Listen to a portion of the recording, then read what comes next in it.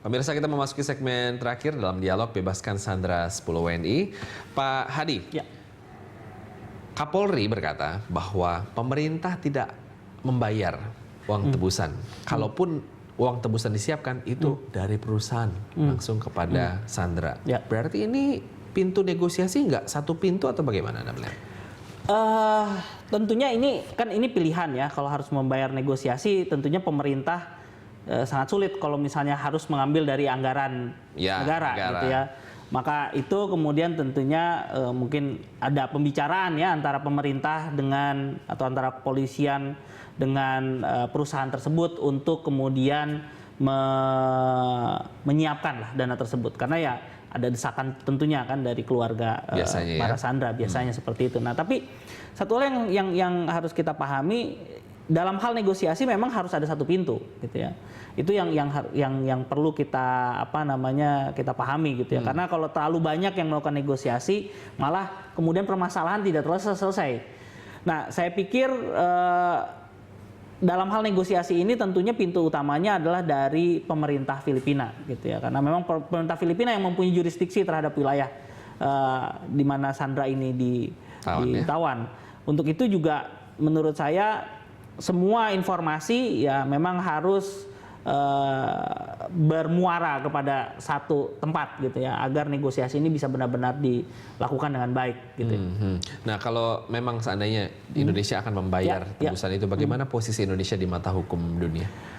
Ya, pada dasarnya dalam konteks hukum memang tidak terlalu jelas ya memposisikan kalau bagaimana kalau misalnya pemerintah membayar ini. Tapi dalam arti dalam pencitraan kita sebagai negara gitu ya, kalau kita melakukan pembayaran seperti ini tanpa melakukan tindakan tegas terhadap terorisme, itu akan memperburuk citra Indonesia ya. Tidak hanya itu, karena kita kan selama ini sangat diakui malahan di dunia gitu ya, dalam masyarakat internasional, bahwa Indonesia itu cukup tegas dalam hal melakukan tindakan terhadap terorisme. Betul. Gitu ya, baik yang ada di dalam maupun di luar negeri. Nah, hal ini jangan sampai kemudian dirusak gitu ya oleh masalah yang seperti ini gitu ya, dengan cara bahwa Indonesia mau saja membayar apa yang diminta gitu ya. Dan saya pikir ini akan memperburuk citra Indonesia sebagai negara yang benar-benar harusnya tegas terhadap terorisme ya. Paling itu implikasinya. Ya. Nah, sekarang ada satu penelpon lagi, Pak Utomo dari Bambu Apus, Jakarta Timur. Selamat pagi Pak Utomo, silakan komentarnya. Halo. Boleh lebih keras lagi. Ya, silakan Pak, langsung. Begini Pak, ini masalah Sandera, kita harus punya kesepakatan. Itu adalah penyelamatan nyawa manusia. Penyelamatan nyawa manusia, jadi, tolong masalah gengsi, masalah harga diri itu dikesampingkan dulu, Pak. Kita bicara masalah 10 orang WNI yang disandera, Pak. Kenapa tidak menggunakan forum ASEAN, Pak? Jadi bentuklah satgas untuk penyelamatan ini. Sehingga tidak perlu ada pembicaraan khusus antar dua negara, Pak. Oke. Walaupun nantinya kalau misalnya kita menyelamatkan dengan membayar, berarti itu akan membuka kemungkinan terjadinya hal serupa di masa mendatang, Pak.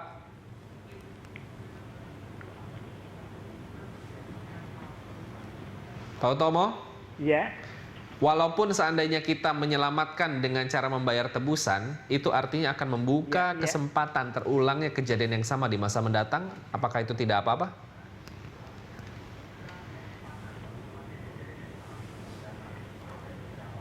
Jadi begini Pak, saya tidak setuju dengan pembayaran tebusan Pak. Jadi saya bicara masalah operasi militer. Baik.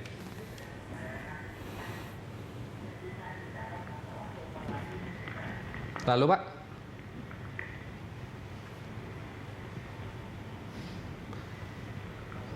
Pak Utomo? Baik, sepertinya ada delay dalam hal teknis. Terima kasih Pak Utomo, tapi kita sudah tangkap maknanya tadi. Mungkin ya itu tadi, keselamatan dari WNI yang diutamakan. Iya, betul. Ya, Kalau menurut saya pastinya ada kerjasama antara negara-negara ASEAN karena memang sudah ada gitu ya deklarasi berkaitan kerjasama dalam combating terrorism di ASEAN. Satgas itu tadi ya? Ya, Satgas itu sudah ada gitu. Bahkan bagaimana kerjasama antara polisi-polisi di negara-negara ASEAN dalam hal memerangi terorisme ini sudah ada. Dan yang sekarang dilakukan tentunya adalah bagaimana komunikasi antara pemerintah Indonesia dengan pemerintah Filipina ini bisa berjalan dengan baik gitu ya, terutama dalam hal penyelamatan sandera ini. Dan saya pikir pemerintah Filipina dan juga pemerintah Indonesia dan juga mungkin pemerintah-pemerintah lain yang mempunyai kepentingan terkait dengan isu ini, karena Malaysia pun juga kan bisa jadi kena nanti ya. Bisa terkena juga gitu ya terkait dengan masalah ini. Dan ini akan menjadi satu hal yang akan dikerjakan secara bersama-sama oleh negara-negara untuk memerangi terorisme. Dan itu sudah ada sebenarnya kerjasama itu antara negara-negara ASEAN. Nah tentunya ini menjadi kondisi atau situasi sekarang ini menjadi tantangan. Ya bagaimana kerjasama antara negara-negara ASEAN ini dalam hal memerangi terorisme ini, gitu ya. Dan saya pikir antara negara-negara ASEAN akan situasi-situasi seperti ini akan memperkuat kerjasama di antara negara-negara ASEAN dalam hal memerangi terorisme. Akan jadi makin solid ya. Ya, baik. betul. Terima kasih Pak sudah bergabung bersama Berita Satu TV. Terima kasih. Demikian pemirsa dialog kita dalam Jurnal Pagi, tetaplah bersama kami karena Jurnal Pagi akan segera kembali.